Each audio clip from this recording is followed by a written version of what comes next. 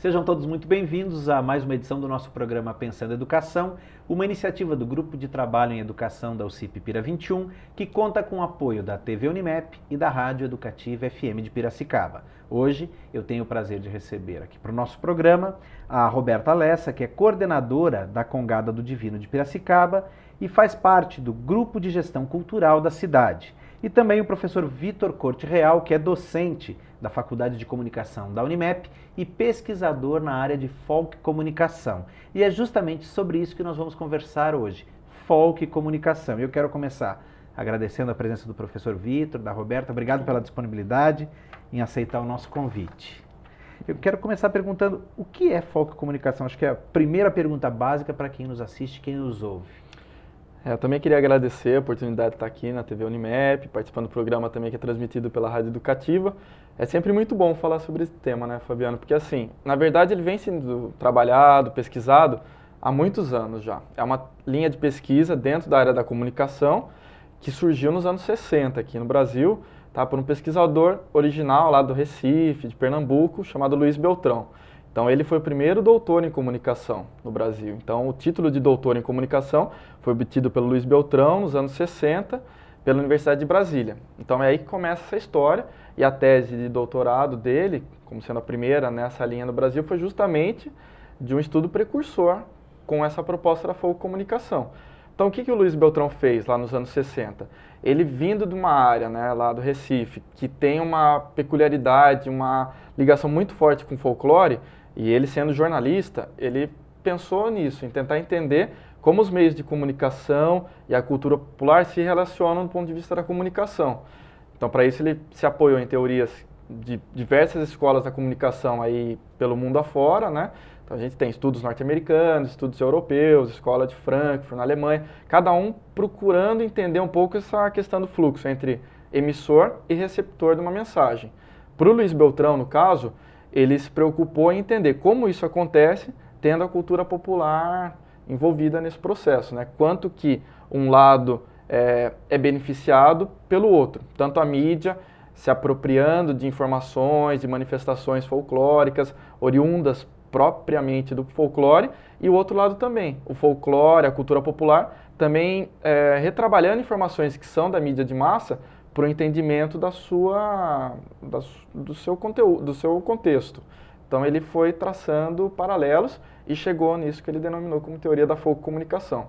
E depois disso, né, dos anos 60 para cá, os estudos vêm se ampliando, vêm transitando por diversas outras áreas da comunicação, até na publicidade, no marketing, nas relações públicas.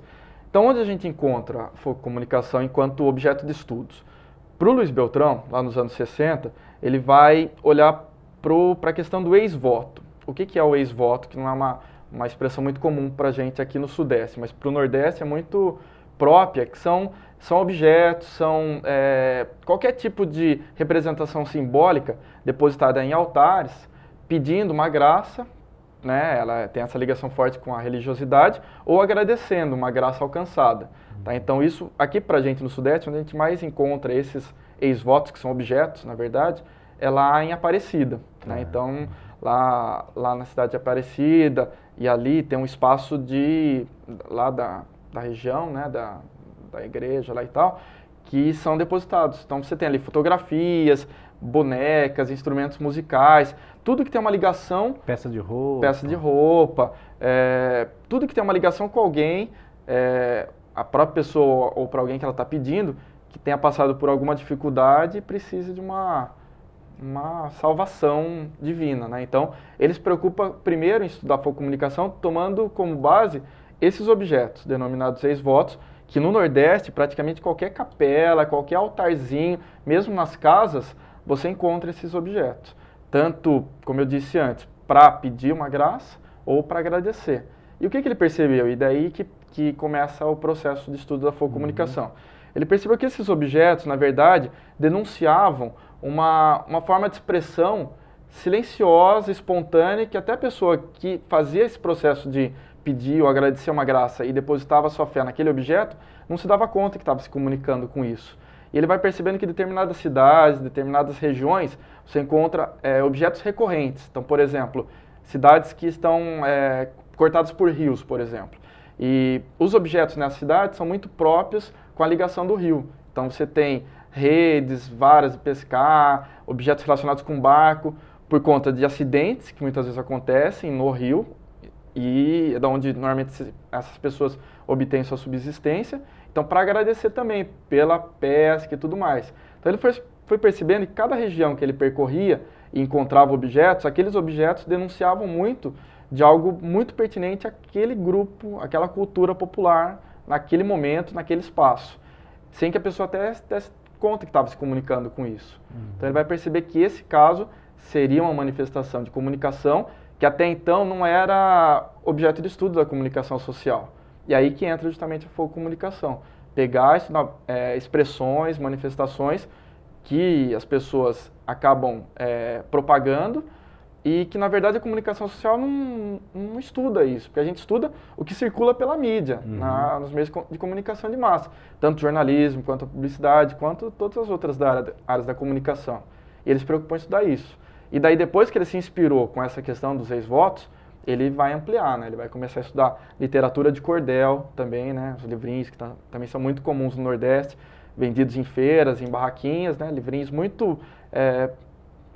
são produzidos artesanalmente, com poucos recursos, mas que retratam de maneira muito legítima uma realidade de quem está ali, naquela região. Para em alguns casos, a literatura de cordel no Nordeste é muito mais importante do que um jornal de grande circulação, uma revista, um programa de TV, de rádio. Por quê? Porque a literatura de cordel, mesmo produzida com poucos recursos, ela trata de maneira muito sincera uma comunicação, uma expressão, uma manifestação usa daquele linguagem lugar. compreensível por todo mundo. Exatamente. A memória do povo. Ela legitima, perpetua, registra e é paralelo. É um processo de comunicação que caminha em paralelo aos meios de comunicação de massa. E daí na publicidade a gente vai ter outros exemplos também, que eu sempre costumo falar em aula e tal, quando eu estou discutindo esse assunto com os alunos. Inclusive é um outro problema que acho que aproveito aqui a oportunidade para falar, né? Que normalmente os cursos de publicidade, jornalismo, não tem espaço para tratar de comunicação. Porque você já tem uma grade que é muito apertada. Mesmo rádio e TV, mesmo rádio e TV, cinema, design, que tem um aspecto muito forte. Arquitetura, que nem é propriamente a comunicação, mas tem um viés do folclore que é forte. Mas não dá tempo, porque as grades são muito apertadas. E na disciplina de teoria da comunicação, que é onde deveria ser estudada essa linha, né, não dá tempo. Então o que a gente faz? Normalmente você oferece cursos paralelos, extracurriculares, e nesses cursos, quando é aluno de publicidade, eu dou como exemplo caso de mototáxi, por exemplo, né, quando você tem na frente de um ponto de ônibus o profissional que oferece serviço do mototáxi, ele não faz outdoor, não faz revista, não faz outras formas de anúncio. Ele pega o próprio pincel, pinta o nome dele e o celular na frente ali do ponto de ônibus. E ele vende o serviço dele dessa forma. Ele está deixando de fazer publicidade? Não está deixando de fazer. Mas é uma publicidade muito folclórica, percebe? E alternativa, sem levar em consideração os meios mais tradicionais. Mais tradicionais. E até é de resistência. Uma coisa da comunicação também é que sempre há um movimento de resistência. Tanto para fortalecer, né, como a Roberta falou, uma tradição, legitimar um processo e tudo mais, mas que também é o canal que você tem. O que ele iria fazer para divulgar o seu serviço que talvez não fosse esse caminho? E daí vai. Outras manifestações todas na publicidade tem muita coisa, que não é o que a gente acaba ensinando no dia a dia das aulas, né? A gente ensina a fazer anúncio, cartaz, folheto, banners, programa de TV, rádio, e não essas ações. Mas algumas agências, isso vem sendo chamado de marketing de guerrilha, mais recentemente. Algumas ações publicitárias exploram essas manifestações populares, por exemplo, grafite, né? Ou pichação, né? Que seria o outro lado do grafite. Outra coisa, né? Mas é um uso do patrimônio, às vezes até de maneira... a pichação sempre é ruim, né? Mas é uma forma de expressão. E essa forma de expressão, quanto beleza estética, quanto se torna grafite, com autorização, com espaço adequado para fazer isso, vem sendo explorado pela publicidade em alguns casos. Você tem, ao invés de fazer um outdoor, você faz um grafite no espaço que foi comprado efetivamente e produz a arte em cima de um processo de comunicação que é de origem popular. Mais ou menos isso em linhas gerais. Rende muito Muito assunto. Uma senhora de uma aula. Dá para ficar horas Agora falando. você é pesquisador, Vitor, nessa área, né? E como é que se dá? A Roberta daqui, que trabalha muito com essa questão cultural em Piracicaba. Em Piracicaba, como é que se dá essa relação do estudo A gente da costuma comunicação do falar folclore?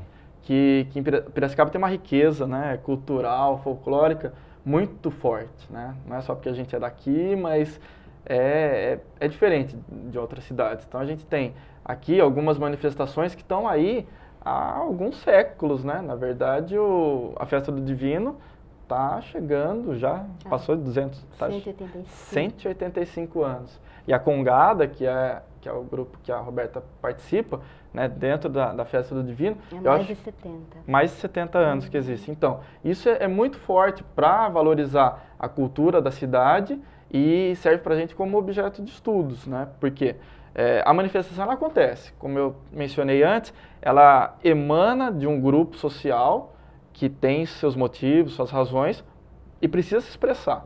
Então, ele se expressa com os recursos que tem. E a gente chega meio que como um não convidado para tentar entender aquilo que está acontecendo. A gente é meio bicudo nesse aspecto, né, acadêmico, tentar retratar e tentar entender, Eu né? acho que o processo é assim, unir a academia aos fazedores de forma, como você mesmo falou, que ambos tenham essa coligação e não lucre, mas eles tenham um retorno, né? Tanto a nível de academia, tanto a nível de subsistência, de resistência, de tornar uma manifestação, seja ela qual for, que é importante, né? É tudo que simboliza na cidade. Piracicaba é muito símbolo, né? Muito rica em símbolos. Porque daí a gente vai salvaguardando, a gente faz parceria. E essa parceria faz com que a academia trabalhe em prol da manifestação que é popular e que muitas vezes não é estudada como um objeto de pesquisa científica. Cientificar, tornar ciência a arte popular, a cultura popular, não é transgredir a cultura, o folclore, mas é dar uma legitimação diferente a ele. É uma historicidade, né? Uma vida diferente. Pelo menos eu vejo a isso. própria perpetuação, né? O registro para as próximas gerações, para que se mantenha, para que se conserve a cultura local. Compreender o que é a síntese de cada produção cultural. De onde vem? Qual é o símbolo? Por quê? Por que, no caso, a Congada faz a louvação a determinada santa? Porque em Piracicaba, determinado grupo tem determinada tendência de fé, independente qual que seja. Importante. Nesse A sentido... compreensão de ver a diferenciar o que é uma congada, o que é um tambor, né? O que é uma catira.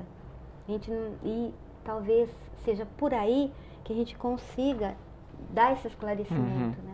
A pesquisa procura entender isso mesmo. Por isso que a pesquisa folk normalmente é uma pesquisa de observação. Você não interfere naquela realidade, você procura registrar e tentar produzir um conhecimento científico em cima de uma manifestação que é espontânea. Né? Nós vamos para o nosso intervalo e já voltamos. Não saia daí.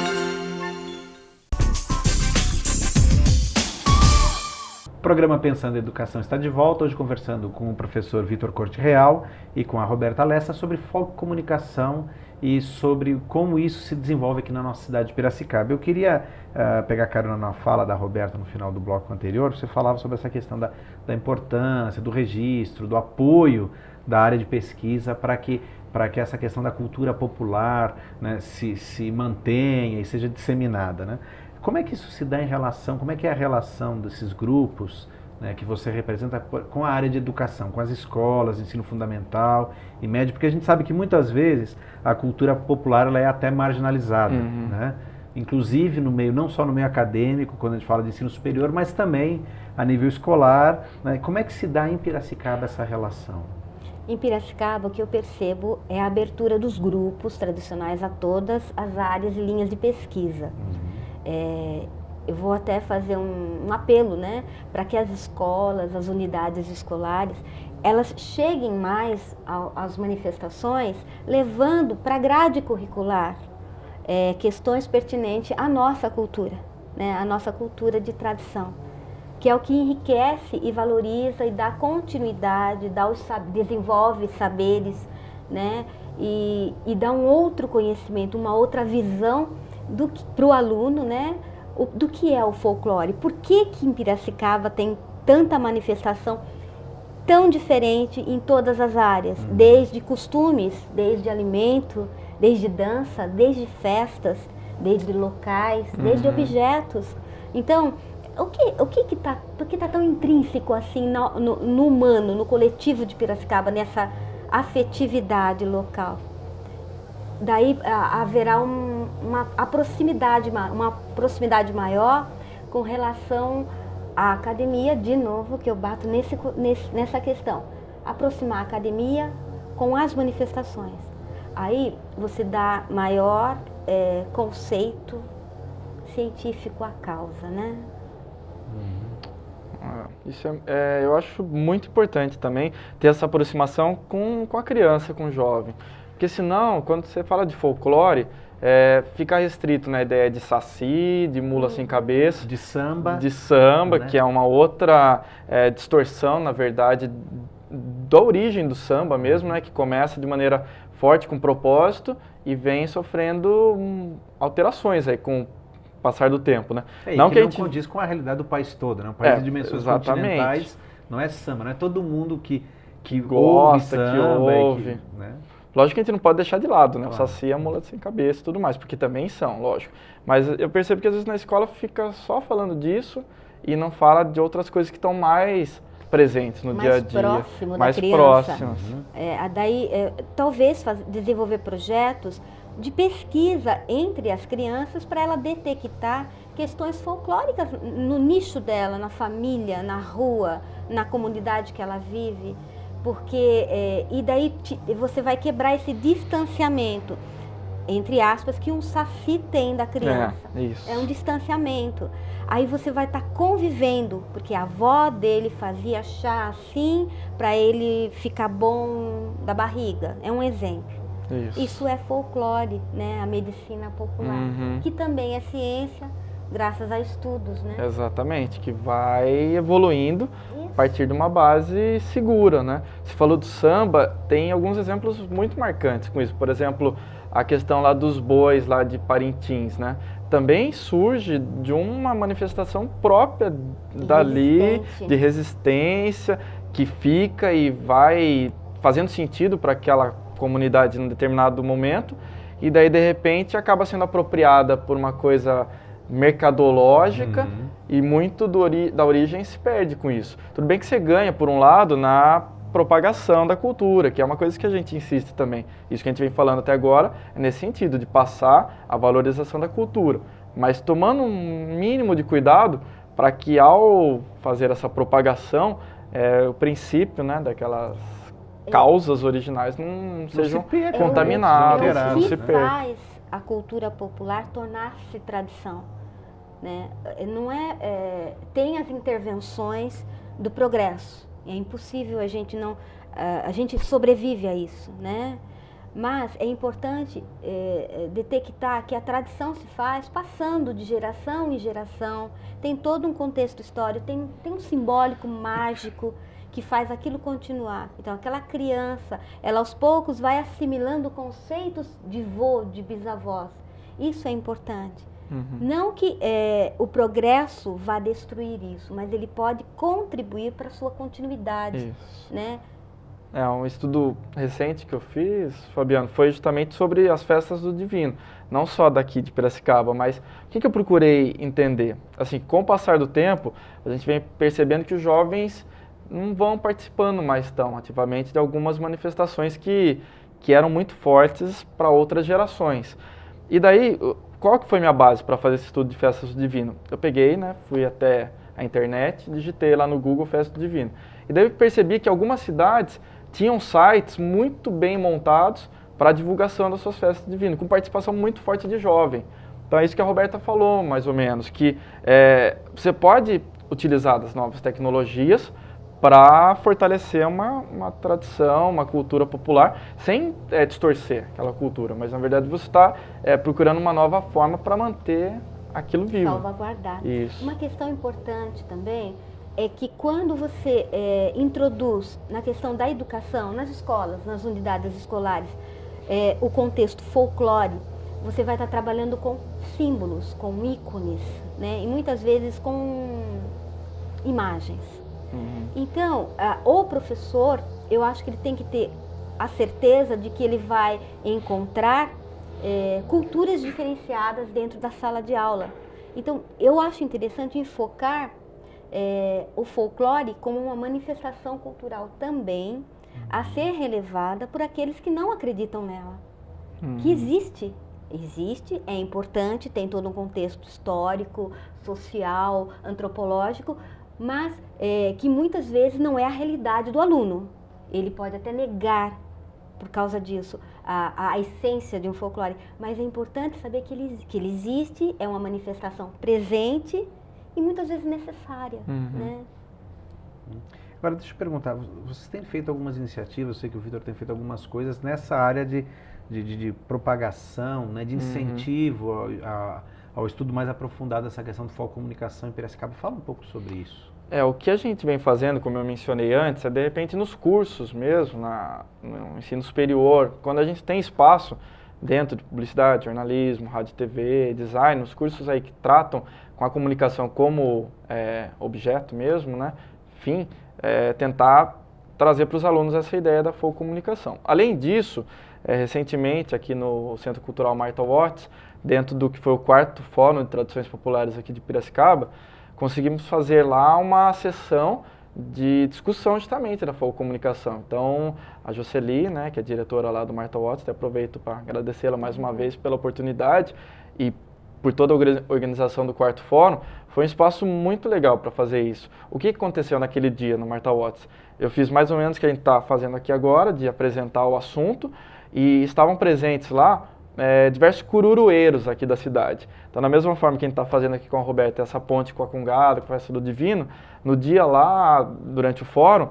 foi com o cururu, que é um outro lado aqui de Piracicaba que é muito forte em termos de tradição, mas que corre um grande risco de se perder, porque a gente está percebendo que os cururueiros tradicionais estão já ficando uma certa idade, muitos deles já até se foram, né, e não está havendo uma renovação, assim como diversas outras manifestações folclóricas, culturais, que esse é o grande medo que a gente sente, né, de repente isso vai se perder e não tem uma renovação. Talvez seja aí essa parceria da mídia com essa tradição.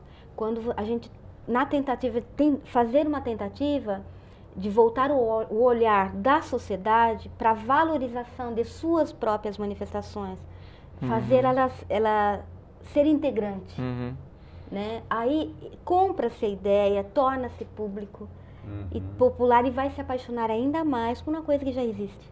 Porque a gente tem diversas festas aqui, legais, assim, populares, lá de Santa Olímpia, né, com a questão tirolesa, Trentino, que é forte. Assim como a de lá tem a festa do milho de Tanquinho, tem outras festas de Tupi. Então a gente tem na cidade, só que às vezes o que pode acontecer é que isso se torna um evento social, né? A festa acontece e ninguém mais lembra. A questão cultural é deixada à revelia, quando tem que ser fortalecida. Tem o comércio, né? Não tem, nós somos... precisa ser sustentável também, né? Então, mas é importante enfocar também a questão da temática. O que é festa do milho? Festa do milho onde o mote tem que ser o milho, não só a comilança. Mas o que é o milho? Da onde veio? Por que os índios usavam milho? E assim vai. Né? O artesanato feito da palha, lá não tem. Então eu acho importante isso, a gente somar esforços para fortalecer a tradição dentro de todo o movimento tradicional. Né? Que manter a identidade. Voltando um pouquinho nessa questão da Congada, né? Que é um nicho que eu participo com muito carinho. A Congada está se reestruturando de tal forma a trazer à tona as tradições reais do início, de há mais de 70 anos atrás. Que vão se perdendo mesmo na coreografia, nas letras das músicas, nos toques, né? E se perde por quê? Porque os mais antigos, né, eles estão indo. E precisa transmitir esses saberes para a geração futura. Quando isso ocorre, tem continuidade. Isso é importante. E precisa entender as características, né? Porque senão não vai conseguir agregar mesmo as novas gerações. Catira é importante, está indo embora, desculpe eu falar. Sim. Vamos fortalecer a catira. O que a família precisa para estar junto, para continuar? Será que não precisa de gente? Tem gente interessada a participar da catira e tornar-se um ser tradicional? E assim vai, é importante. Deixa eu perguntar, Roberta, para a gente encerrar, quem quiser conhecer aquele educador, professor, diretor de escola, pai de aluno, que quiser conhecer um pouquinho mais do trabalho do Grupo de Gestão Cultural de Piracicaba, como é que pode encontrar vocês? Eu vou deixar o meu e-mail, né? Roberta Lessa, com 2 S, @uol.com.br. Eu desenvolvo pesquisa a respeito do patrimônio imaterial, isso é o folclore, as tradições. Essa pesquisa, e tenho alguns contatos. Independente de qual área for, eu posso estar fazendo a ponte e indicando isso. Ótimo. Muito bom. Professor Vitor, eu sei que o senhor trouxe alguns livros, gostaria de citar algum, quem quiser conhecer mais o tema, como é que pode... É legal mencionar que a folcomunicação ela tem muito aparato teórico-metodológico, né? Desde 1960, quando o Luiz Beltrão inaugura o estudo, diversos autores vêm trabalhando. Então a gente tem obra do próprio Luiz Beltrão, tem uma chamada Folcomunicação, a comunicação dos marginalizados, que é uma das mais antigas, que aqui está toda a origem do estudo, considerando como uma expressão que ela tem início na periferia, à margem de alguma questão, a margem cultural, a margem econômica, tá? E esse público marginalizado por algum aspecto, ele se esforça para resistir e para passar para frente suas ideias. E daí depois tem diversos outros, né? Uma das obras mais recentes nessa linha é a Folcomunicação na Arena Global, de uma pesquisadora chamada Cristina Schmidt, que ela está lá em Mogi das Cruzes, trabalhando com o estudo em folcomunicação também. Eu acho que só esses dois é legal para a gente fazer justamente esse contraponto, da origem do estudo lá em 1960 e de uma análise agora da folcomunicação dentro da internet, dentro de novas tecnologias. E além desses, a gente tem diversas outras obras que a gente encontra aí. E quem quiser saber dessas outras obras, saber do teu trabalho, da tua pesquisa, como é que pode proceder? Comigo também é fácil pelas redes sociais aí, né? Me encontra com Victor Corte Real, ou pelo e-mail, né? Que é realvic@gmail.com. E aqui na Unimap também, estou por aqui direto, tardes e noites, só procurar que a gente troca ideia. Então, eu gostaria de agradecer, em nome dos fazedores do folclore de Piracicaba e região, né? Pelo convite, pelo carinho, pela receptividade, pela abertura, né? Que nós, os manifestadores, tivemos com vocês. Ótimo, tá? Sempre as portas estão sempre abertas. Aproveito também para agradecer essa oportunidade aqui na TV Unimap, com você, Fabiano, que a gente está aí toda hora, né, trocando ideia. Legal estar aqui participando do programa, muito bom. Espero que tenha valido aí, né, que tenha tido validade. Valeu e que seja o primeiro de muitos outros, né? Quero então agradecer mais uma vez Roberta Lessa, coordenadora da Congada do Divino de Piracicaba e membro do Grupo de Gestão Cultural de Piracicaba, e também o professor Vitor Corte Real, nosso docente aqui da Faculdade de Comunicação da Unimap e um pesquisador na área de folcomunicação. Obrigado pela presença de vocês. Obrigado. E agradeço também a você que nos acompanhou em mais essa edição do Pensando Educação. Gostaria simplesmente de comentar com você que depois de 2 anos de trabalho à frente desse programa, a partir da próxima edição, você passa a acompanhar a direção do Pensando Educação pelo professor Eliezer Barreto César, que é o coordenador do Grupo de Trabalho em Educação da UCIP Pira 21. Durante esses 2 anos eu tive a oportunidade de semanalmente estar com você. Agradeço pela sua confiança, agradeço pela sua companhia e espero que muito em breve a gente possa se encontrar ainda através de outros meios de comunicação da rede pública de tele e radiodifusão. Mais uma vez, obrigado e até o próximo programa. Tchau.